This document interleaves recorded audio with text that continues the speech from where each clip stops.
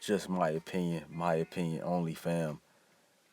Andre Ward is the greatest boxing commentator of all times, fam.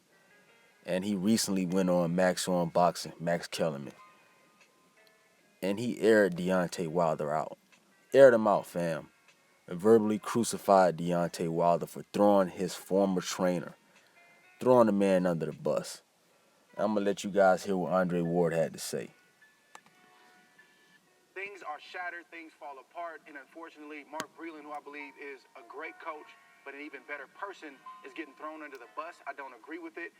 There's a time and a place to take the high road and let people talk and not answer, and then there's a time to stand up for yourself and push back, and I'm glad Mark Breland is speaking out. Y'all heard him. Y'all fucking heard him, fam. Andre Ward says that Mark Breland is a great man. He's a great person.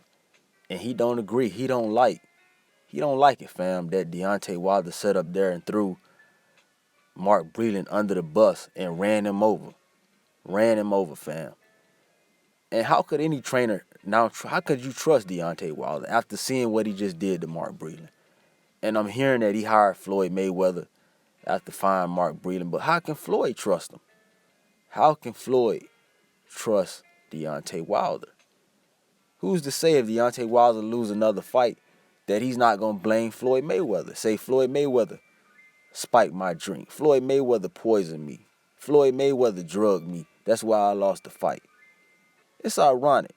It's ironic, fam, that when Anthony Joshua lost to Ruiz, Deontay Wilder was the first person out, fam. He was ecstatic. He was loving every moment of it. Speaking out against Anthony Joshua. Oh man, he was jumping for joy, leaping for joy. But you know what Anthony Joshua did when he lost to Ruiz? He didn't throw his trainers under the bus and say, my trainer drugged me. Anthony Joshua went out that next morning, fam. Hopped in the shower, put his gym shorts on, and took to the basketball court. He didn't go into hiding. He didn't go into hiding, fam. He didn't say his trainer drugged him, fam. He played basketball among his peers the next morning, fam. That's what Anthony Joshua did. And Anthony Joshua never had the luxury of fighting 42 bums. Never had that luxury. He was thrown in the fire pan, thrown in the hot fish grease the moment he stepped on the scene.